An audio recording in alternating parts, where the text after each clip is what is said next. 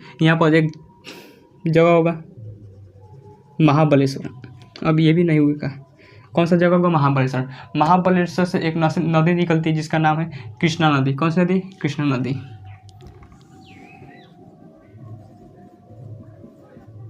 कृष्णा। कौन सी नदी? कृष्णा नदी। यही आपको बताते हैं KG basin. KG basin. KG basin यानी रावा, जिसे हम लोग रावा बेसिन भी कहते हैं। और यहाँ पर क्या है? गैसों का बहुत बड़ा भंडार मिला है। आपको बताए थे गैसों का बहुत बड़ा भंडार मिला है। कहाँ?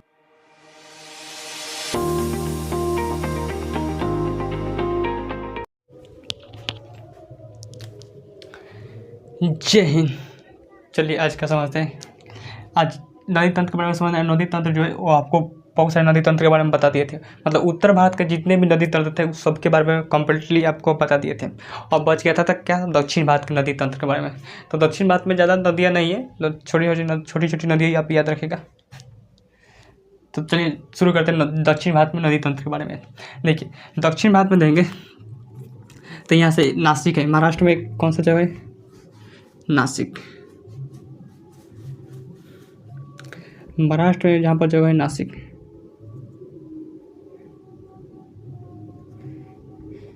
यहाँ पर एक नासिक जगह है। नासिक से एक नदी निकलती है गोदावरी नदी। कौन सी नदी निकलती है? गोदावरी। गोदावरी नदी। कौन सी नदी निकलती है? गोदावरी नदी। और कहाँ जाके गिर जाती है? हिंद महासागर में। हिंद महासागर में गिर जाती है। हिंद महासागर में। इधर की ओर खंबाती खाड़ी है, तो ये खंबाती खाड़ी कर कह रहे हैं, बंगाल की खाड़ी है। तो गोदावरी नदी इधर चल जाती है। कौन सी नदी? गोदावरी नदी। गोदावरी नदी। और गोदावरी नदी में देंगे ऊपर से एक नदी आती है वर्धा नदी। इधर से एक नदी आती है वर्धा नदी। वर्धा नदी। कौन सी नदी आती है? वर्धा नदी। वर्धा नदी हो गई। वर्धा यहाँ ये जो है छत्तीसगढ़ है। ये एरिया छत्तीसगढ़ है। और छत्तीसगढ़ से एक नदी निकलती है इंद्रावती नदी। वो जाके किसमें मिल जाती है? वर्धा नदी में। इसको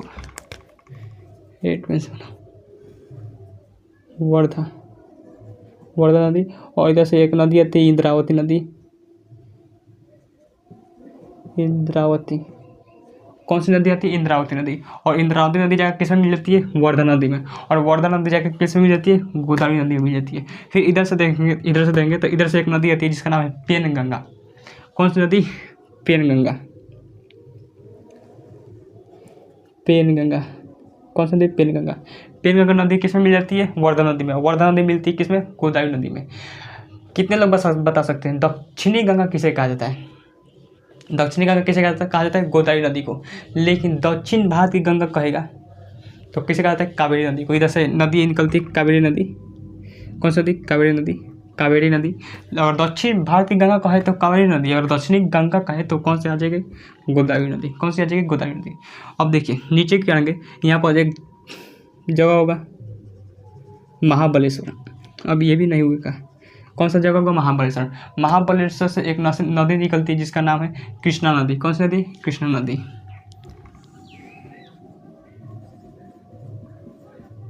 कृष्णा।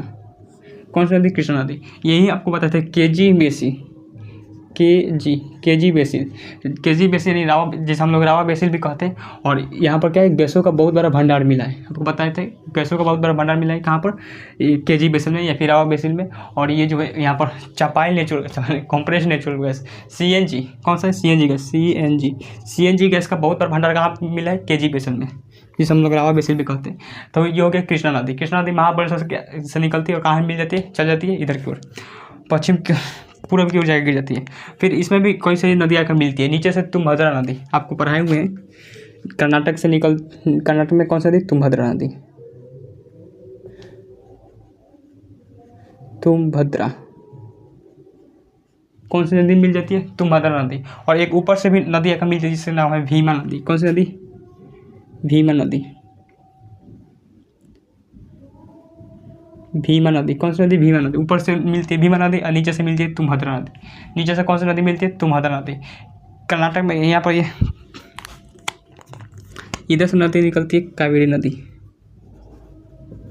कावेरी नदी। कर्नाटक और तमिलनाडु के बीच जो है कावेरी नदी से लेकर रिलेटेड जो है विवाद है। ये यहाँ पर देखेंगे तो यहाँ पर जो वेगई नदी, कौन सी नदी, वेगई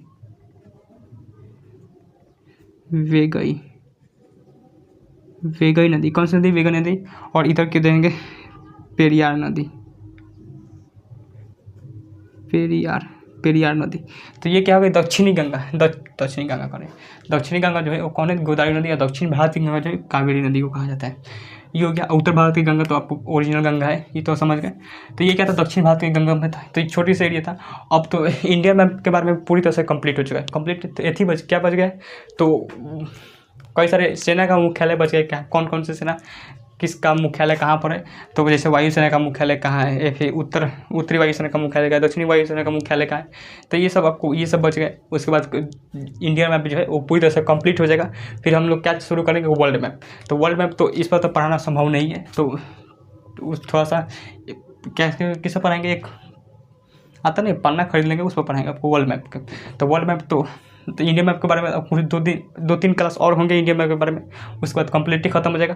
फिर क्या चलेगा, वर्ल्ड मैप। तो आज के लिए यहीं तक रहने देते हैं, तब तक मिलते हैं किसी नेक्स्ट क्लास में।